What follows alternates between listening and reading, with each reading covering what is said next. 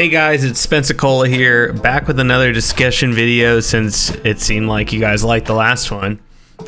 Today we're talking about a topic that I get asked about a lot on stream, and it's how do I get out of X rank, whether it's bronze, silver, gold, or even platinum. Obviously, I can't speak to each and every rank as I haven't played in some of the lower divisions, but I have been playing different games with different rank systems for the past 10 years. And with that, I found several tips that have helped me climb the ranks in each game.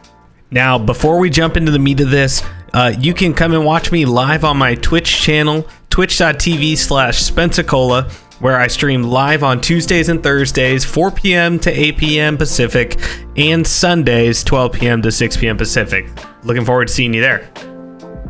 All right, so for me, it really comes down to 3 top strategies, and I'll also give you some tactics that I've implemented to really hold myself to those strategies and put them into action. Number 1 is shifting your mindset about the game. Now, I can already hear collectively everyone's eyes rolling because this is pretty commonly treaded ground. But it really, you have about 33% of games that you're going to lose no matter what. You have 33% of games that you're probably going to win no matter what. And that leaves 34% of games that are sort of in your control. You have a little bit of agency in them. And when you approach the game with a learning mindset and you accept that the only way that you're going to for sure shift that 34% to be over 50% of that 34%, if you follow me, so you're winning over 50% of your games total, is by having a learning mindset. Because when you approach a game with a learning mindset, you'll have a more open mind to picking up on what you're doing wrong and what you're doing right. And you'll also find that when you're focused on your individual performance and bettering it, you'll be able to hold your composure in those really tough games that might have rounds that really tilt you and your team. Hello? What the fuck? If you can keep calm throughout, you'll find that you'll perform better, and some of the members of your team might avoid letting other teammates tilt them. My top tactics for this are to mute all chat, to mute players in voice chat that you can tell are going to be an issue early on, and ask yourself what you can do better, even if you and your team win a round. Number 2 is your game sense. And you know, Gamesense is a big, broad topic, but what I'm really talking about here is understanding what your enemy is going to do before they do it. So, once you establish a baseline understanding of the game, you can start using some of your game sense that you develop by playing the game and put it into action during games, and eventually you'll find yourself actually incorporating little micro corrections and decisions in your game, or even from round to round, where you really, recognize, oh, this KO always pushes A main, he's a free pick, or oh, they really like to rotate off of making sound on one side going to another side, so maybe we don't over rotate, we just hard anchor, right? So this is huge because Valorant is really a game that's all about knowing what the opponent is going to do before they do it, and that's, if you can do that, you're master of the universe.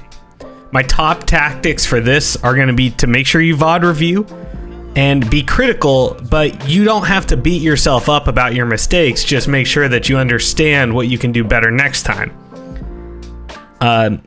Another thing that you can definitely do is start to think about the timing of things. Oh, they just threw the brimstone molly in the smoke, but I heard that he was close, so maybe he's pushing through the smoke, or maybe he's holding the close angle. Oh, how long would it take for them to walk from hookah all the way around to long to cover the post plant? Oh, it's planted out in the open. Maybe they're wrapping me CT and going heaven, right? All of these things, we've been in these situations before, and we can point to them and realize after the fact what happened.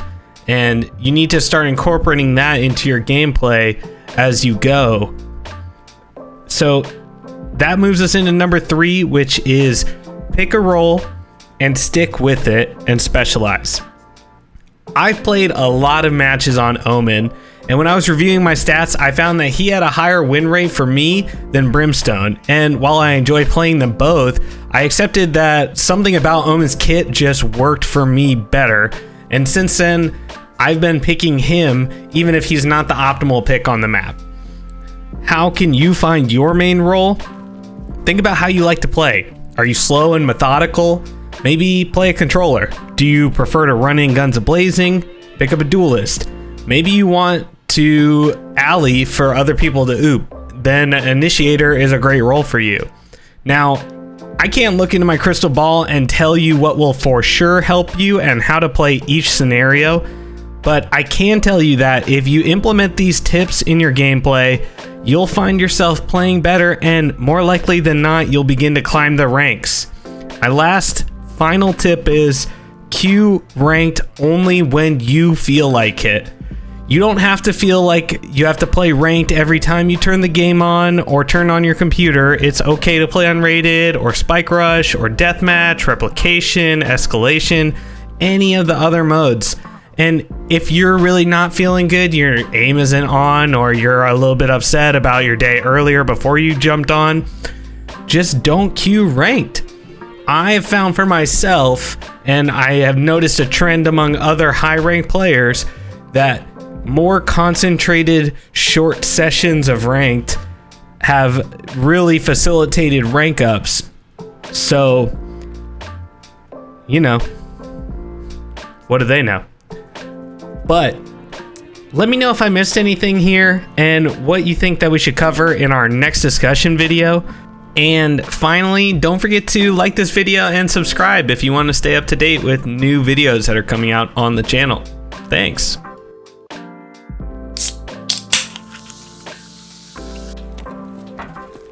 This guy's got a pretty nice helmet.